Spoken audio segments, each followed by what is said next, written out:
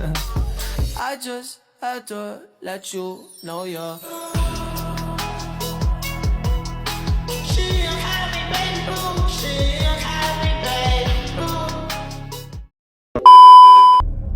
Halo semuanya, kembali lagi di video belajar coding dasar part 13. Di video kali ini kita akan belajar if expression. Nah, ini digunakan untuk mengambil keputusan berdasarkan kondisi tertentu. Langsung aja ke materinya. Oke teman-teman, di video kali ini kita akan belajar if experience. Di if experience ini, dalam Kotlin, if adalah salah satu kata kunci yang digunakan untuk percabangan.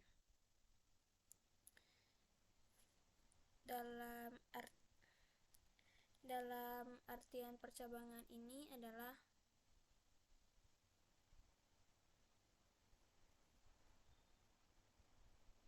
proses di mana program memilih jalan berbeda berdasarkan suatu kondisi. Jika program tidak selalu jalan, nih contohnya teman-teman, jalan A kalau kondisinya benar, ke jalan B kalau kondisinya salah. Tuh contoh dan percabangan.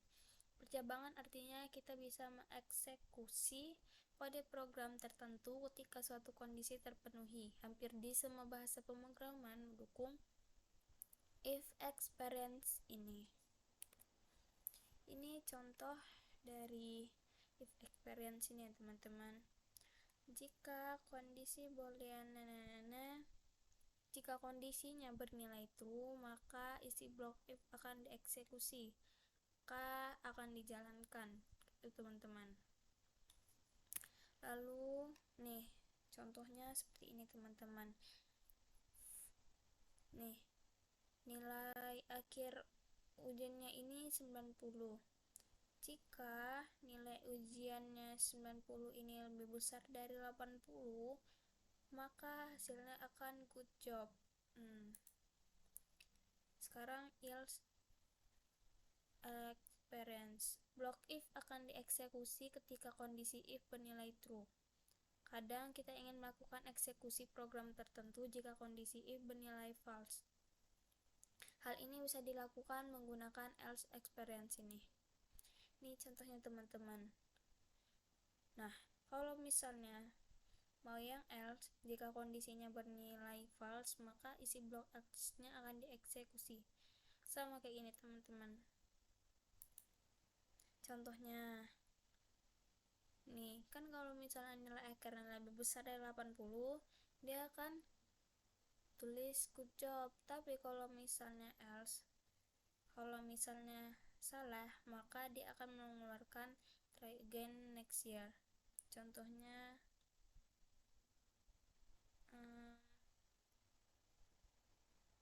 contoh ininya 60, maka nanti dia keluarnya ini. Lanjut, else if experience. Kadang dalam if kita butuh membuat beberapa kondisi. Kasus seperti ini. Di Kotlin kita bisa menggunakan else if experience.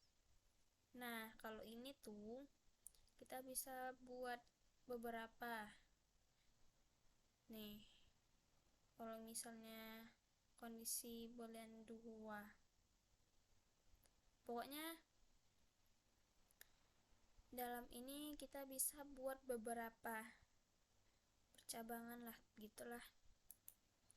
Nih contohnya teman-teman. Nah, kalau misalnya kalau yang else ini nilai ujiannya lebih besar dari 60, dia akan cetak not bad. Kalau misalnya belum sesuai sama yang belum benar,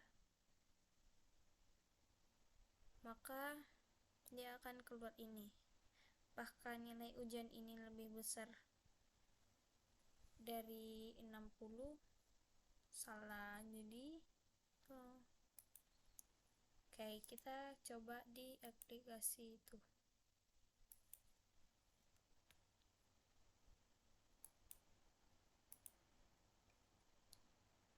Nih teman-teman, tadi saya udah cepat biar mempercepat ya teman-teman, karena tadi sama kayak tadi. nih ini. Nah, nilainya 95. Kalau nilainya lebih besar dari 90, maka dia akan cetak cool. Coba kalau misalnya 50.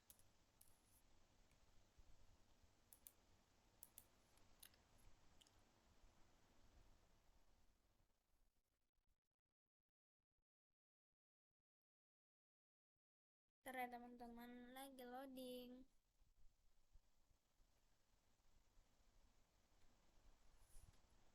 Tuh, silakan coba lagi tahun depan. Begitu teman-teman, di video kali ini segitu saja. Semoga kalian paham. Sampai jumpa di video berikutnya. Dadah.